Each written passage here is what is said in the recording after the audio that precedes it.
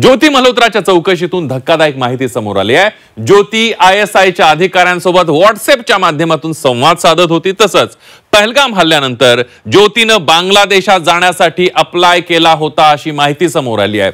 ज्योतीला बांगलादेशात का जायचं होतं, त्यामागचं कारण काय होतं, पाहूया सविस्तर।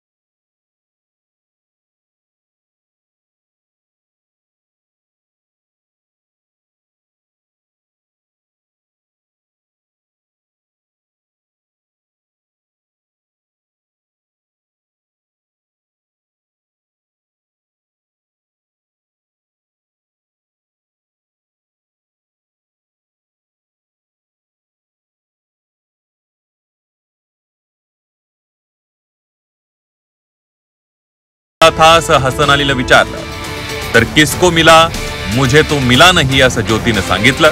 इट मीन कोई अंडरकवर पर्सन हो जैसे, यार पता चल जाता है देखकर आपको कैसे निकालना था या उसको अंदर लेकर आना था। It's my matter. उसको अंदर गुरुद्वारे में ले आना था आपने, रूम में दोनों को बैठा देना था, अभी लगे रहो, ऐसा हसन अली ने मैसेज किया। इस पर नहीं इतने पागल थोड़ी ना थे वो, ऐसा ज्योती ने रिप्लाई किया। ज्योती मल्होत्राच्या माध्यमातूनच पाकिस्तान हा भारतामध्ये हेरगिरी करतोय, महत्त्वाचे असे इनपुट मिळवतोय आणि त्या अनुषंगाने ज्योती मल्होत्राला मोठ्या प्रमाणावर फंड्स त्याचबरोबर सुरक्षा वेळोवेळी पाकिस्तानच्या ISI ने देऊ केलेली आहे। या ज्योती मल्होत्रानं पाकिस्तानच्या मुरिदकेमध्ये 3 आठवड्यांपेक्षा सुद्धा जास्त कालावधीची हेरगिरीशी संबंधित महत्त्वाची ट्रेनिंग त्या ठिकाणी घेतलेली आहे आणि ISI साठी ती एक महत्त्वाचा दुवा ठरत आहे।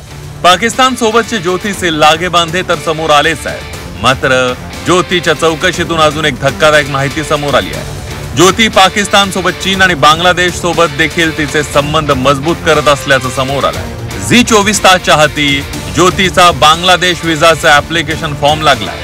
पहलगाम मध्ये झालेल्या हल्ल्यानंतर ज्योती मल्होत्रानं फॉर्म भरला होता। बांगलादेशात सत्ता परिवर्तन झाल्यानंतर ज्योतीला बांगलादेशात जायचं होतं। बांगलादेशात जाऊन काही खास लोकांसोबत तिची बैठक होणार होती।